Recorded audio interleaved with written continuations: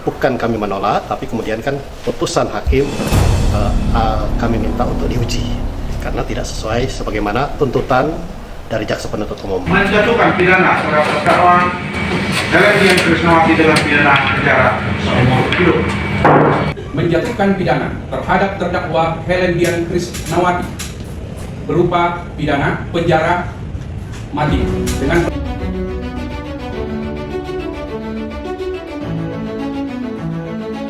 Pasca posisi Helen, Pak, tindak lanjut dari Kejati gimana nih, Pak? Ya, terima kasih teman-teman yang wartawan yang kami hormati. Terkait dengan putusan pengadilan negeri Jambi yang memutuskan pidana penjara seumur hidup buat terdakwa Helen, maka kami dari kejaksaan menentukan sikap bahwa akan melakukan upaya hukum. Dalam ini proses upaya hukum banding sedang dilakukan. Kenapa ini dilakukan? Karena terjadi perbedaan antara tuntutan dari jaksa penuntut umum dengan putusan hakim. Bukan kami menolak, tapi kemudian kan putusan hakim kami minta untuk diuji karena tidak sesuai sebagaimana tuntutan dari jaksa penuntut umum. Hal ini juga akan senada dengan pelaksanaan program pemerintahan Prabowo dalam Asta Cita, diantaranya bahwa untuk perkara narkotika dan judi online ini harus maksimal.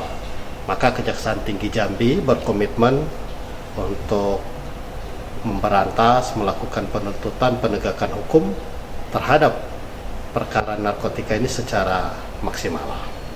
Oke, Pak. Kalau untuk tuntutan awalnya bagaimana?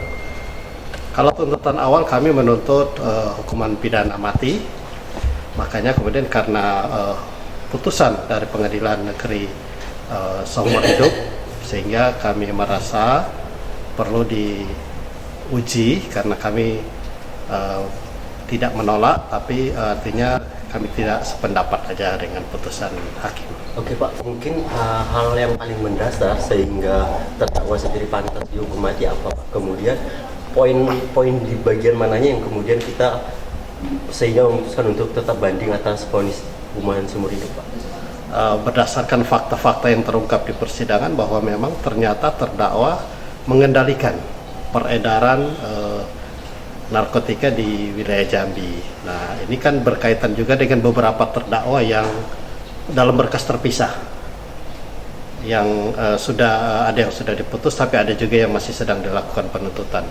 Nah, poin pentingnya bagi kami perbedaan antara apa yang kami tuntut hukuman mati dengan putusan seumur hidup.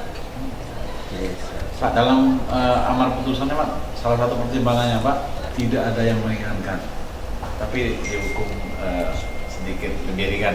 Gimana Pak tanggapannya Pak?